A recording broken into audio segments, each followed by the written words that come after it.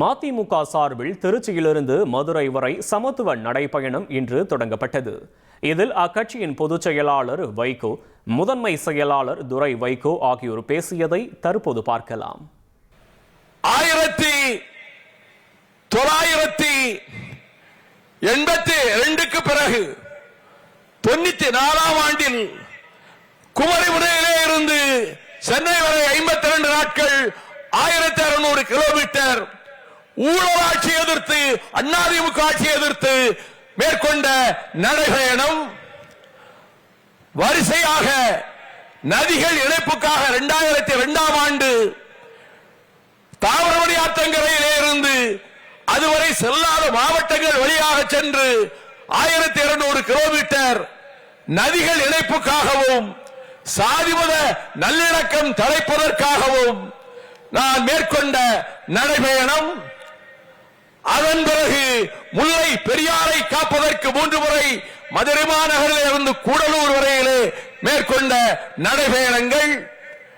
நீட்டினோ அம்பலப்பெருமலையிலே அமைக்கப்பட்டால் தேனி மாவட்டம் தவிடுபடியாகும், இடுக்கி அணையும், பென்னிக்குக் அணையும் பாழாய் நொறுங்கும் என்பதனால் அதை தடுப்பதற்காக மதுரை மாநகரிலே இருந்து 2018 ஆண்டு மார்ச் 31 தேதி நான் நடைபயணம் தொடங்க நம்முடைய மாண்புமிகு இன்றைய முதல்வர் அமைச்சர்களை அழைத்த போது மனமுவந்து மகிழ்ச்சியோடு அதை ஏற்றுக்கொண்டு வந்து மதுரையிலே இருந்து அந்த நடைபயணத்தை தொடங்கி வைக்கும் வேளையில் என்னுடைய சகோதரன் வைகோ நடக்கின்ற நடைபயணத்தில் என்னுடைய பாதங்களும் சேர்ந்தே நடக்கின்றன. நானும் அவரோடு நடந்து வருவதாகவே தமிழக மக்கள் ஏற்றுக்கொள்ள வேண்டும் என சொல்லி புலியில் கயல் பொறிக்கப்பட்ட கொடிகளை என் கையிலே கொடுத்து அவர் அந்த நடைபயணத்தை தொடங்கி வைத்தார். இன்று தமிழகம் இந்துத்துவ ஆதிக்க சக்திகளால், சனாதன கூட்டத்தால் பாழ்பட்டு போகுமோ இந்த சமய நல்லிணக்கம் என்று அச்சத்தக்க ஒரு சூழலை உருவாக்க டெல்லி ஏகாதிபத்தியத்தின் அடிவரடிகளாக இங்கே இருக்கக்கூடியவர்கள் ஜாதியின் பெயரால் மோதல், மதத்தின் பெயரால் இரத்த களரி கலவரம் என உருவாக்க துடித்துக் கொண்டிருக்கிறார்கள். சங்க காலத்திலே சாதிகள் கிடையாது, சாதிகளற்ற தமிழ் சமுதாயம். அதற்கு பின்னரும் வைணவமும் சைவமும் தலைத்தாலும் கிறித்துவமும் இஸ்லாமும் இங்கே அரவணைக்கப்பட்டு ஒற்றுமையின் இருப்பிடமாக தமிழகம். வடபுலத்திலே இரத்த களரிகள் நடந்த போதும், அண்ணல் காந்தியார் சுட்டுக் கொல்லப்பட்ட போது, இந்து முஸ்லிம் கலவரங்கள் வடபுலத்திலே பயமுறுத்திய போதும் இங்கே சமய நல்லிணக்கத்தை வானொலி உரையின் மூலமாகவே தந்தை பெரியாரும் பேரறிஞர் அண்ணா அவர்களும் ஏற்படுத்தினார்கள். அத்தகைய சமய நல்லிணக்கத்தை யாதும் ஊரே யாவரும் கேளீர் என்ற கோட்பாட்டுக்கொப்ப பிறப்புக்கும் எல்லா உயிர்க்கும் என்ற நெறிகளுக்கு ஏற்க இந்த தமிழகத்தில் மத பூசல்களுக்கு, சமய சண்டைகளுக்கு இடமில்லை என்பதை நிலைநாட்டுவதற்காகவே, அதற்கான விழிப்புணர்வை மக்களிடம் ஏற்படுத்துவதற்காகவே நானும் என்னுடைய தம்பிமார்களும் இந்த நடைபயணத்தை மேற்கொண்டிருக்கிறோம். அதே வேளையில் திரளுகிற மக்களை எங்கே கண்டாலும் அவரிடம் நான் விடுக்கும் வேண்டுகோள் எல்லாம், தமிழ்நாட்டின் பொற்காலமாக அமைந்திருக்கின்ற திராவிட மாடல் ஆட்சி தொடர்ந்தால்தான் தமிழகத்திற்கு விடிவு காலம். இது பொற்காலமாக தொடர வேண்டும். எனவே இந்த தேர்தல் களத்தில் திராவிட முன்னேற்ற கழகத்தையும் அவருடைய கூட்டணி கட்சிகளையும் மகத்தான வெற்றி பெற செய்யுங்கள்.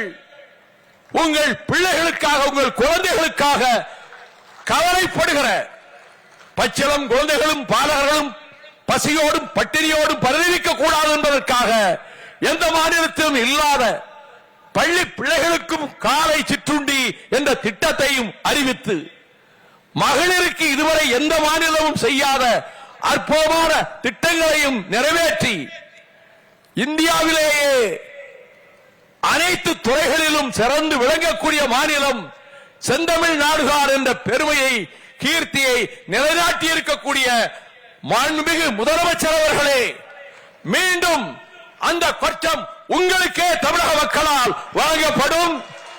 உங்கள் குரலுக்கு பின்னாலே கோடாறு கோடி மக்களுடைய குரல் எழும். உங்கள் கரங்களுக்கு பின்னாலே கோடாறு கோடி கரங்கள் உயர்ந்து நிற்கும். உங்கள் வெற்றிக்காக பாடுபடும் குரல் கொடுக்கும். வெல்க திராவிடம், வெல்க தமிழ்நாடு. டாக்டர் கலைஞர் அவர்கள் வழிநடத்திய மகத்தான இயக்கமான திராவிட முன்னேற்ற கழகத்தை தமிழர்களை பாதுகாக்கும் எக்கு கோட்டையாக கட்டிக்காத்து வரும் திராவிட மாடல் முதல்வரே, கடந்த 4.5 வருடங்களில் ஏறத்தாழ 12 லட்சம் கோடி முதலீடுகளை தமிழ்நாட்டிற்கு ஈர்த்து கிட்டத்தட்ட 34 லட்சம் வேலை வாய்ப்புகளை உருவாக்கி பொருளாதார வளர்ச்சியில் 11 விழுக்காடு என்ற உன்னதமான சாதனையை நிகழ்த்தி தமிழ்நாட்டை இந்தியாவின் முதன்மை மாநிலமாக முன்னிறுத்திய இந்தியாவின் முன்மாதிரி முதல்வர் அவர்களே, திராவிட இயக்க போர்வால் தலைவர் வைகோ அவர்கள் மேற்கொள்ளும் சமத்துவ நடைபயணத்தை துவக்கி வைத்து வாழ்த்துரை ஆற்ற வருகை தந்து இவ்விழாவிற்கு சிறப்பு சேர்த்திருக்கும் மாண்புமிகு தமிழக முதலமைச்சர் அவர்களை உளமார்ந்த மகிழ்ச்சியுடன் வருக வருக என வரவேற்கிறேன். முதலமைச்சரின் நம்பிக்கைக்குரியவர், உழைப்பில் முதன்மையானவர், திராவிட முன்னேற்ற கழகத்தின் முதன்மை செயலாளர் மாண்புமிகு அமைச்சர் அண்ணன் KN நேரு அவர்களே, பள்ளி கல்வித்துறை அமைச்சர் மாண்புமிகு அமைச்சர் என் உடன்பிறவா சகோதரர் அன்பில் மகேஷ் பொய்யாமொழி அவர்களே, அணுகவரு அத்துமீறு கருவேல மரம் அகற்றப்பட வேண்டும் என நீதிமன்ற தீர்ப்பு பெற்றது. இது போன்ற எண்ணற்ற சாதனைகளுக்கு, தலைவரின் சாதனைகளுக்கு, தியாகங்களுக்கு உந்துதல் சக்தியாக விளங்கும் மறுமலர்ச்சி திராவிட முன்னேற்ற கழகத்தின் நிர்வாகிகளே, மாறாத விசுவாசம் உண்டு. வாழ்வோ சாவோ, வெற்றியோ தோல்வியோ, நாங்கள் கண்ட தலைவர் வைகோ கொண்ட கழகம் மறுமலர்ச்சி திராவிட முன்னேற்ற கழகம் என்று உங்களில் பலர் உங்கள் உழைப்பை தந்தீர்கள், பலர் உங்களின் இளமை காலங்களை தந்தீர்கள். இதற்கு மேலாக சிலர் தங்கள் இன்னுயிரை தியாகம் செய்தார்கள். இப்படிப்பட்ட பல தியாகங்களுக்கு சித்தமாய் விளங்கும் மறுமலர்ச்சி தொண்டர்களே, தோழர்களே, சாதி மத எல்லைகளை கடந்து மனிதநேயம் தழைக்க, தமிழர்கள் ஒற்றுமையுடன் வாழ்ந்திட, உயர்ந்திட திராவிட இயக்க போர்வால் தலைவர் வைகோ மேற்கொள்ளும் இந்த சமத்துவ நடைபயணத்தில் இணைந்துள்ள இளைஞர்கள், நடைபயண வீரர்கள், உங்கள் அனைவரை வரவேற்று வாழ்த்தி நன்றி பாராட்டுகிறேன். வெல்லட்டும் சமத்துவம், வெல்லட்டும் சமத்துவ நடைபயணம், வெல்லட்டும் மனிதநேயம், பரவட்டும் சமத்துவம்.